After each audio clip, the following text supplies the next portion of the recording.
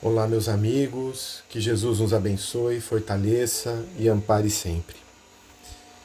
Vamos buscar, inicialmente, através dos recursos da prece, a nossa ligação com o alto, elevando o nosso pensamento a Jesus, pedindo a Ele muita força, muito amparo nesse momento da nossa vida, que tenhamos a compreensão dos porquês, a fortaleza íntima diante de possíveis percalços, a lucidez diante dos desafios que nos surjam, resignação diante das provas, diante das dores, que por sua vez só é possível pela compreensão das leis divinas. Se conosco, divino amigo, nos fortaleça o pensamento no bem e o sentimento elevado. Dá-nos fé e proteção, amparo sempre. Muito obrigado, seja sempre conosco, assim seja. Do livro Vinha de Luz, no capítulo 6, o Espírito Emmanuel traz uma passagem de Jesus que está em Marcos 8:2. É uma frase, um ensino que diz: tenho compaixão da multidão. Comentários do benfeitor. Os espíritos verdadeiramente educados representam em todos os tempos grandes devedores à multidão. Raros homens, no entanto, compreendem esse imperativo das leis espirituais. Em geral, o mordomo das possibilidades terrestres, meramente instruído na cultura do mundo, esquiva-se da massa comum em vez de ajudá-la. Explora-lhe as paixões, mantém-lhe a ignorância e costuma roubar-lhe o ensejo de progresso. Traça leis para que ela pague os impostos mais pesados. Cria guerras de extermínio, em que deva concorrer com os mais elevados tributos de sangue. O sacerdócio organizado, quase sempre, impõe-lhe sombras, enquanto a filosofia e a ciência lhe oferecem sorrisos enternecedores. Em todos os tempos e situações políticas, conta o povo com escassos amigos e adversários em legiões. Acima de todas as possibilidades humanas, entretanto, a multidão dispõe do amigo divino. Jesus prossegue trabalhando. Ele que passou no planeta entre pescadores e proletários, aleijados e cegos, velhos cansados e mães aflitas, volta-se para a turba sofredora e alimenta-lhe a esperança, como naquele momento da multiplicação dos pães. Lembra-te, meu amigo, de que és parte integrante da multidão terrestre. O Senhor observa o que fazes. Não roubes o pão da vida, procura multiplicá-lo. Meus amigos, Emmanuel termina de uma forma muito intensa, né, esse texto. O Senhor observa o que fazes.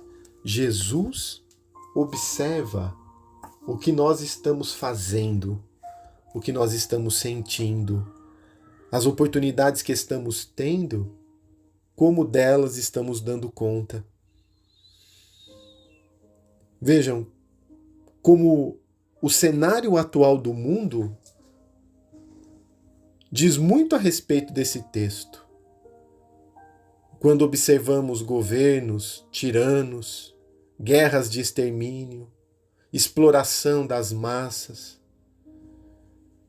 não podemos esquecer que a terra, no entanto, não é de César. A terra é de Deus.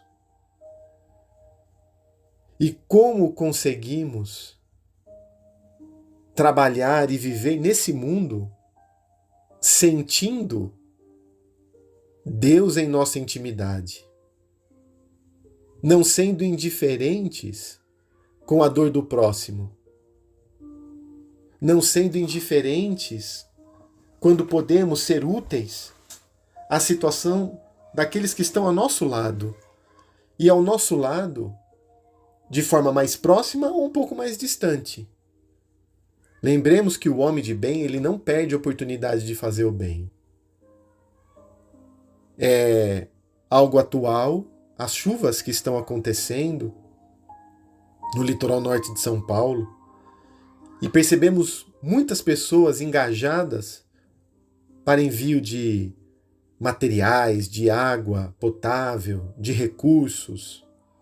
Isso é não ser indiferente à dor do outro, porque poderemos falar, mas está distante, não me atingiu. É porque não conseguimos ainda nos colocar no lugar daquele que está sofrendo. Porque é muito difícil, de uma hora para outra, não ter nenhum recurso, não ter alimento, não ter sequer água, não ter mais uma fonte de sobrevivência e ainda ter muitas dificuldades morais por trás, dores. Quando nos colocamos no lugar e percebemos que nós não estamos à parte dessa sociedade, desse mundo, isso também poderia ter acontecido conosco. Muitas pessoas que lá estavam a passeio. A gente poderia falar, mas a minha vida é bem regrada, tenho minhas reservas, mas a passeio poderíamos estar num local e sermos chamados à prestação de contas pela lei de causa e efeito. Como num vetor atrativo, um ímã atrativo, estarmos numa região dessas. E poderíamos estar passando apertado. Quando nos colocamos no lugar, sentimos diferentes. Ainda nesse pensamento, não podemos esquecer das pessoas que estão próximas de nós e que também necessitam e nós podemos ser úteis. Dr. Bezerra de Menezes afirmava que na nossa rua o governo somos nós. Ou seja, no nosso raio de ação, se podemos ser úteis, não esperemos terceiros ou coloquemos a responsabilidade em outros e em outrem. Vamos assumir a possibilidade que temos. Uma pequena luz de um fósforo na escuridão faz diferença. Então, o pouco que conseguimos fazer faz diferença na vida de uma pessoa. Então, observamos que quando agimos em prol de alguém ou de uma causa, nos sentimos úteis. Percebemos que temos força, aquilo faz com que a gente mude o pensamento. Vamos imaginar um almoço fraterno, desenvolvido por uma família, por uma casa espírita, por um grupo de amigos, para os moradores de rua, para um lar de idosos, para um centro comunitário numa comunidade.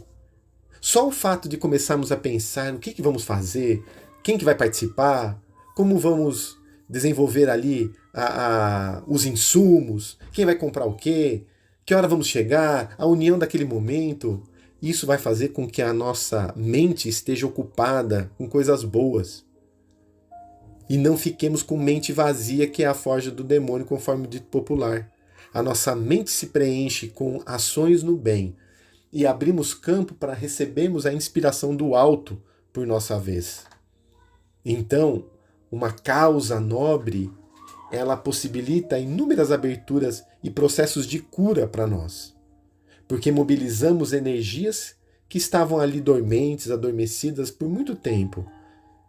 E essa ação nos faz movimentar novos fluidos, novos pensamentos, novas ideias e ideais.